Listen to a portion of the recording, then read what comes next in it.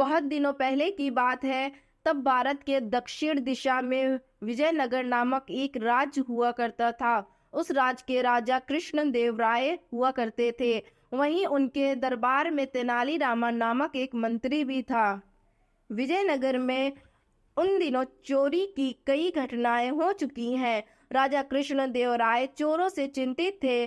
तेनाली रामा समेत दरबार में हर कोई चिंतित नजर आया। उस शाम जब वह तेनाली रामा दरबार से अपने घर वापस आया तो उसने देखा कि उसके बगीचे में कुएं के पास बड़े आम के पेड़ के पीछे दो आकृतियां छिपी हुई हैं। अब उसे ये भली भांति मालूम पड़ गया था कि ये कोई और नहीं बल्कि वही चोर है। उसने उन चोरों को सही सबक सिखाने के बारे में सोचा। वह घर पहुंचकर अपने पत्नी के साथ जोर जोर से बातें करने लगा जिससे कि वो चोर लोग उनकी बातों को सुन सके। वह अपनी पत्नी से क्या कह रहा था? हमारे गहने घर पर रखना सुरक्षित नहीं है। कृपया हमारे लोहे के ट्रंक को अपने गहनों से भर दें और वो लोग उन्हें सुरक्षित रखने के लिए कुएं में गिरा देंगे। ये बातें सुनकर लुटेरों ने एक बेवकूफ की योजना के विचार पर चुटकी ली। उन्हें लगा कि यह तेनालीरामा कितना ही ज्यादा मूर्ख व्यक्ति है।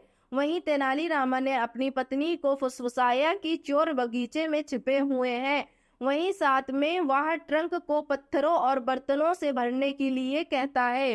एक बार ट्रंक भर जाने के बाद तेनालीराम और उनकी पत्नी ने ट्रंक को खींचकर कुएं में गिरा दिया। या यहाँ सुरक्षित रहेगा, उसने अपनी पत्नी को जोर से कहा।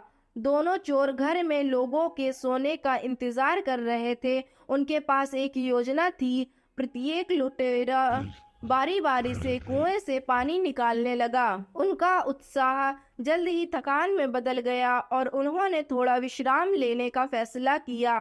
तभी पास ही किसी ने कहा, बस इतना ही, बगीचे में पानी भर गया है। तुमने दिन के लिए अच्छा काम किया है। अब मुझे बगीचे में पानी भरने की जरूरत नहीं पड़ेगी। लुटेरों ने जब इधर उधर देखा तब उन्हें तेनालीरामा पीछे फावड़ा और डंडा पकड़े हुए दिखा। उसे देखकर वो चौंक गए। वो उठे और भाग गए। कुछ समय बाद विजयनगर के लोगों ने किसी लूट की शिकायत नहीं की।